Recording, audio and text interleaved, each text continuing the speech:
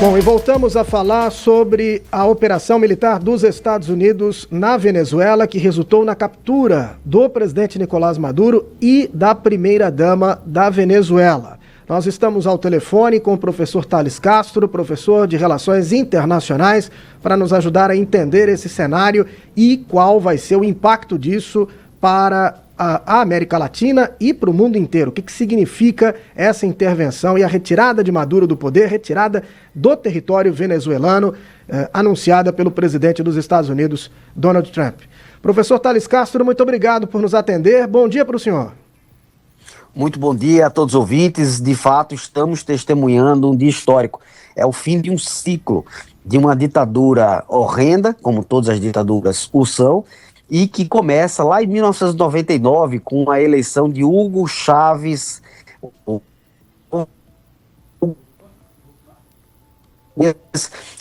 Foi eleito democraticamente no primeiro momento e logo na sequência ele... Alô? Oi, professor, a gente teve uma oscilação do sinal do senhor, mas agora conseguimos ouvi-lo. Pode continuar, por favor.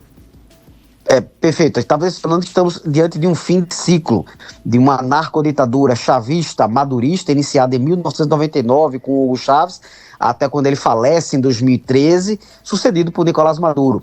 Não nos esqueçamos que a doutrina de segurança estratégica, né, a doutrina de segurança nacional dos Estados Unidos, prolatada por Trump em novembro do ano passado, e de fato faz a compreensão da América Latina como sendo uma área de interesse, algo que não acontecia na gestão Biden. Na gestão Trump, a América Latina tem um interesse e uma importância estratégica. Essa região, a partir de Trump, vai ter, digamos assim, grande ênfase. E a prova maior disso é a operação iniciada hoje. Hoje é um dia histórico, dia 3 de janeiro de 2026. O ano já começa com a ruptura dessa ditadura horrenda. Essa ditadura foi se deteriorando ao longo do tempo. Um país que é riquíssimo, por terem reservas aí petrolíferas ainda maiores do que a Arábia Saudita, e a Venezuela é prova justamente de quando essas narcoditaduras entram no poder, geram não só uma cleptocracia, não é? Como também geram uma miserabilidade, não é? O empobrecimento da população, além de uma comprovada violação, ou melhor, comprovadas violações, né, sistemáticas de direitos humanos contra o povo venezuelano. A Venezuela tinha e tem ainda, né, infelizmente, presos políticos. Foi por isso que o Prêmio Nobel da Paz, esse ano, otorgado agora em dezembro do ano passado, a Maria Corina Machado, mostra simbólica, né, importantíssima, do novo horizonte que a Venezuela deve vivenciar. Eu acho que o diplomata, que foi o legítimo vencedor das últimas eleições presidenciais, Edmundo González, não é, e a própria Maria Corina Machado, devem ser os empossados, devem ser os principais articuladores políticos desse momento aí pós-Maduro, desse momento aí de transição. Não nos esqueçamos também, é importante mencionar, que em novembro do ano passado, o Cartel de los Soles, que é a narcoditadura engendrada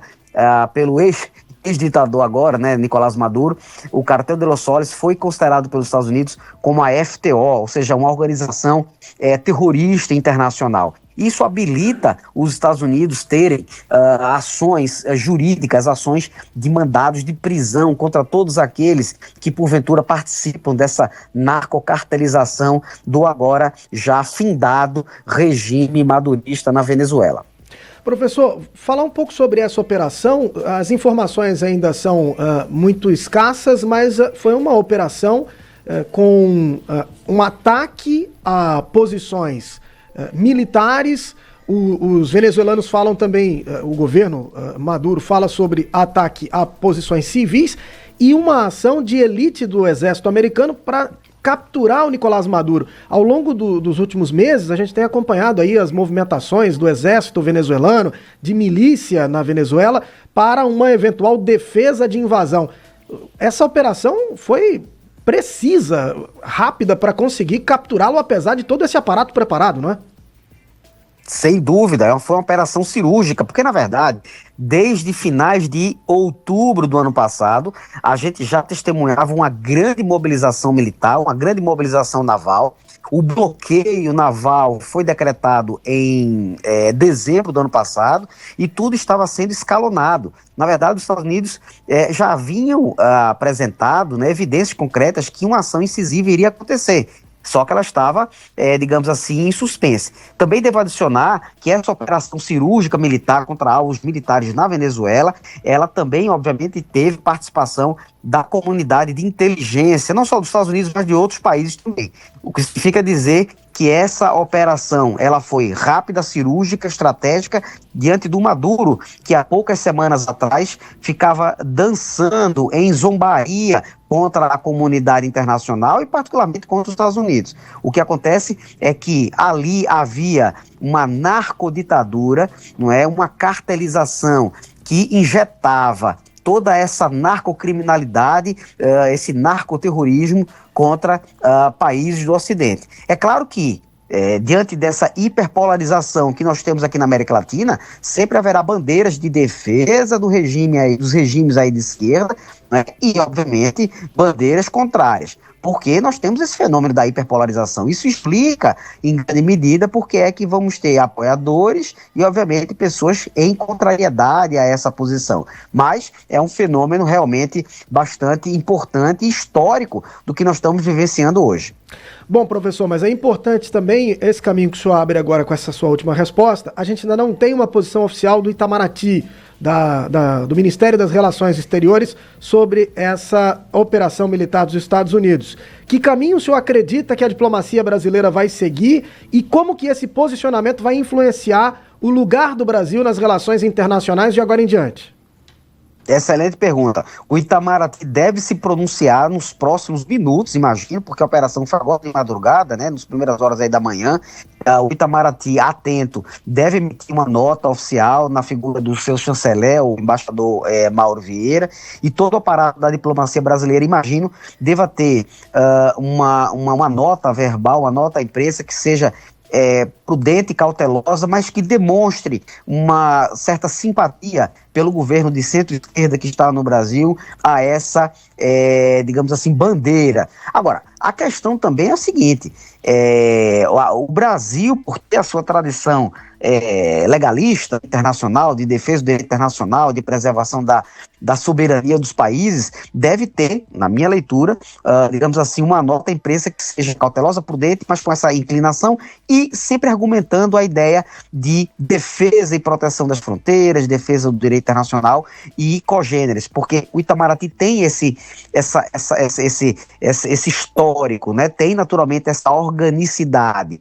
E é claro que o Brasil precisa ter muita cautela na expedição dessa nota, porque é um governo que caiu.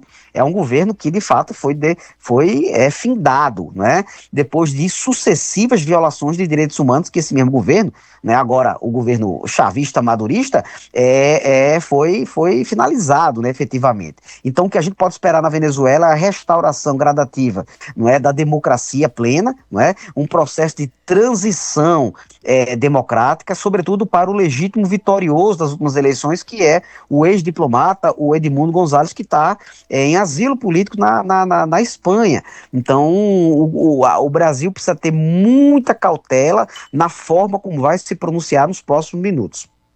São 7h36, estamos conversando com o professor de Relações Internacionais, Thales Castro, sobre a operação militar dos Estados Unidos na Venezuela, que resultou na captura do presidente Nicolás Maduro e da primeira-dama. Eles foram retirados da Venezuela. E a informação que nós temos agora, professor, repassada pelo senador republicano Mike Lee, é que o secretário de Estado, Marco Rubio, teria dito ao senador que o Nicolás Maduro foi preso por agente dos Estados Unidos para responder a acusações criminais que enfrenta nos Estados Unidos. Então, por essa fala aqui do senador republicano Mike Lee, o Maduro teria sido retirado da Venezuela, então ele seria levado aos Estados Unidos para responder a essas acusações perante as leis americanas. O senhor acredita que esse é o caminho?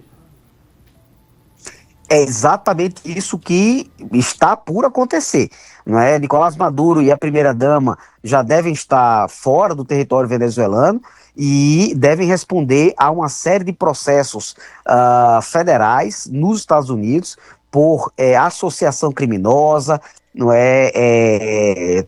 tráfico internacional de drogas, violação sistemática de direitos humanos. A gente, ao longo dos anos, tem evidências muito concretas disso, sobretudo porque, em novembro do ano passado, o Cartel de los Soles, não é, que é uma narcocartelização, um grupo narcoterrorista, foi decretado como organização terrorista internacional. Não é? A sigla americana é FTO, Foreign Terrorist Organization, ou seja, Organização Terrorista Internacional. Quando uma organização recebe essa alcunha, não é, recebe essa chancela, as regras são diferentes, porque naturalmente isso vai gerar uma responsabilização criminal a Nicolás Maduro e a primeira-dama, não é? Provavelmente em sendo condenados, não é? Com abundantes evidências de material probatório, eles irão cumprir pena nos Estados Unidos. Na verdade, o que é que a gente pode dizer? Há um paralelismo da última grande intervenção americana ocorrida aqui na América Latina,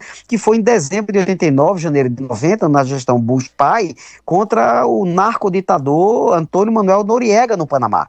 Não é? Aquela operação na época chamava-se Operação Causa Justa, onde houve intervenção do Panamá e a retirada, não é, do ditador Noriega do Panamá para cumprimento de sentença nos Estados Unidos. Houve mandatos abertos contra Noriega e o mesmo, na verdade, se repete com o rei morto, rei posto, né, agora Nicolás Maduro. A informação também que temos é que o presidente americano Donald Trump concedeu uma entrevista ao jornal The New York Times e falou aquilo que nós comentamos também durante essa entrevista, né, professor, a respeito da operação, né, uma operação muito precisa, né, para entrar no território venezuelano e retirar o presidente. Ele fez elogios, classificou essa operação como brilhante, abre aspas aqui para o Trump, um planejamento muito bom, com tropas excelentes e pessoas excelentes. Fecha aspas o comentário do presidente dos Estados Unidos. Lembrando que 11 horas, horário norte-americano, teremos uma coletiva, já foi convocada pelo próprio presidente, para trazer outros detalhes desta operação lá em Mar-a-Lago. Professor Thales Castro, de Relações Internacionais, conversou conosco aqui sobre esta operação dos Estados Unidos, que resultou na captura do presidente da Venezuela, Nicolás Maduro, e da primeira-dama. Professor, muito obrigado e até uma próxima oportunidade.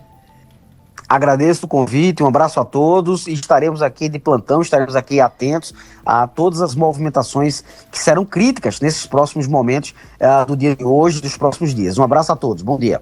Um abraço, professor, bom dia.